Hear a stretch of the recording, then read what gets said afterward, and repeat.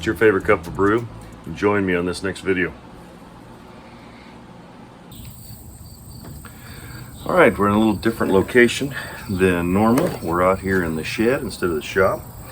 And we have some tools here that we've used this spring that need some cleanup and some looking after.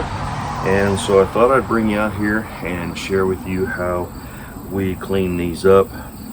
Sorry for the traffic noise. Hopefully it'll be minimal. But before we get started into this, I want to show you the project that we did and take you to the back patio and show you what we accomplished back there. So we put the roof on the pergola, and that gave us a nice place for a table to be able to stay out of the rain and the sun. But then we also wanted some space for all of the Adirondack chairs I had built in the past. My wife wanted to repaint them, so Mrs. ToolScouter repainted all of these chairs. You can see how nice they turned out. And in order to keep it from always being in the grass and in the mud, we went ahead and poured this extra slab. So that got some tools dirty. It was pretty wet this spring, but I think we've got a nice place now with the family to come and visit. But now we have these tools that are dirty. Not only tools, but also our stakes from our forms. They're dirty as well. And so how we clean these up is with a bucket of sand and some used motor oil. So I like to fill this about 3/4 full with sand and then put the motor oil in there so it's good and saturated. You don't want a whole lot of pooling. You can see there's a little bit pooling in there, and it tends to pool in when it gets cold. So I don't know what the expansion and contraction and all that has to do with that, but you'll notice that it'll do that. But when it's warm in the summertime, I want it good and saturated, but not a lot of pooling. Then we take our tools. You can see this one's got a lot of mud on it and everything. You can scrape that mud off or push that mud off, but what we don't want is for that to get all rusty. So you can take your tool and work it down into your bucket, and I chose to use a metal bucket so that it won't break if I hit the bottom.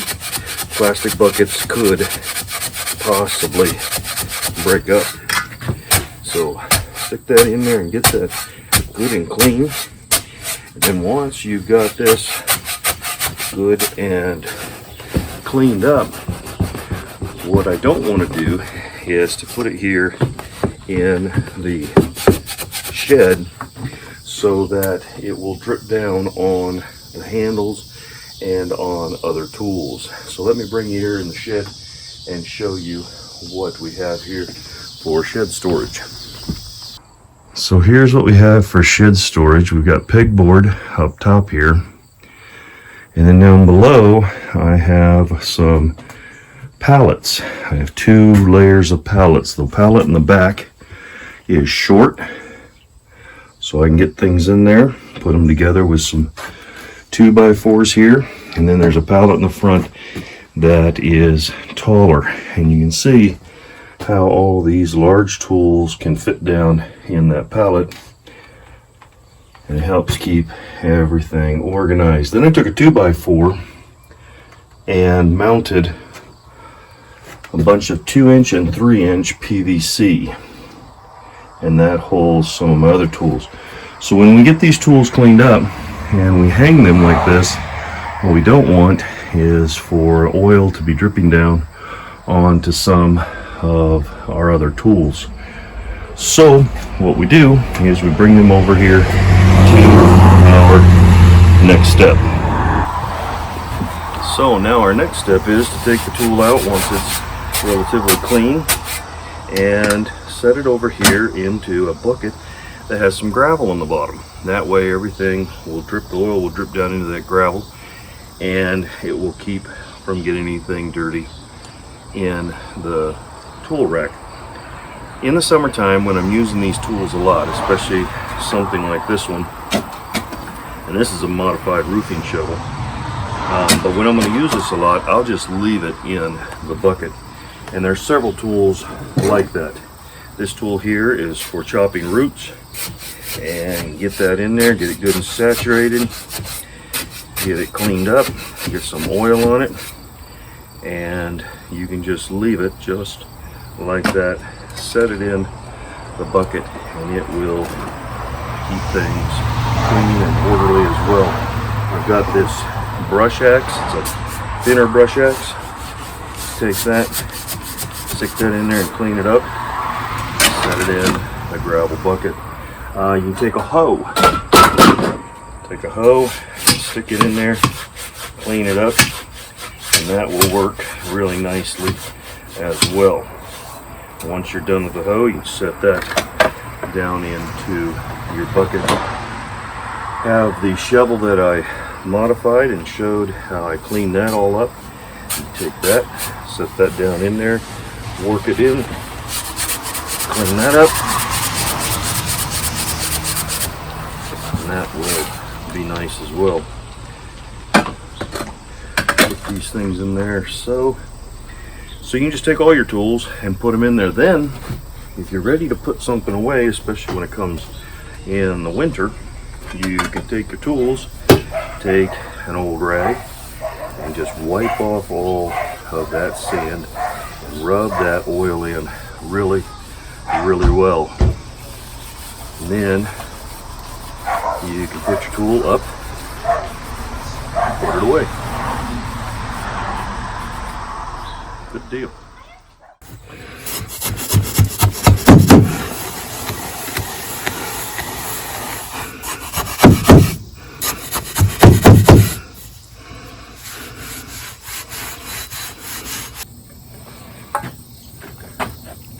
Now we got ourselves our tools all cleaned up. They shouldn't rust. They've got a good coat of oil on them. Been cleaned up with the sand, and they are ready to be put away.